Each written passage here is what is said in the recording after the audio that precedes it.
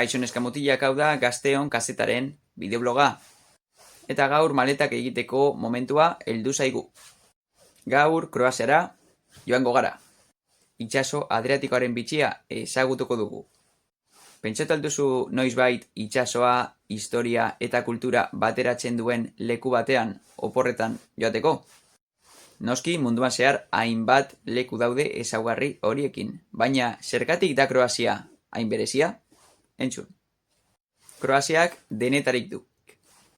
Han ere Game of Thrones seria grabatu zuten hemen Euskal Herrian bezala. Harrizko kalez eta harresi historikoez beteta dago. Plitbizeko Parke Nazionalak munduko ur jauzirik ederrenetarikoenak ditu. Eta, noski, Kroaziako hondartzak, itsasoa eta eguzkia gustatzen bazaizu, zure lekua da. Pentsa Kroaziako kaleetatik ibiltzen ari zarela. Eraikin ikaragarriak begiratzen dituzula, kaleek kontatzen dizkizuten istorioak entzuten dituzula, eta bertako gastronomia ederra aurkitzen duzula. Kroazia leku aproposa izan daiteke zure oporrak bertan egoteko. Beste hainbat leku ekarriko ditugu historiarekin, gastronomiarekin. Mundua oso zabala da eta gure zain dago.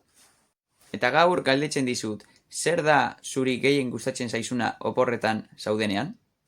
Zein lekuetara joaten zara gehien? Itsasora, museoetara, jatetxetara, hondartzetara. Kroazia aukera ona izan daiteke, baina beste asko ere daude. Hau izan da Gazteon kazetaren bideobloga. Hartu maleta hurrengo bideoetan mundu osoa ikusiko dugulako. Eskerrik asko eta laster arte!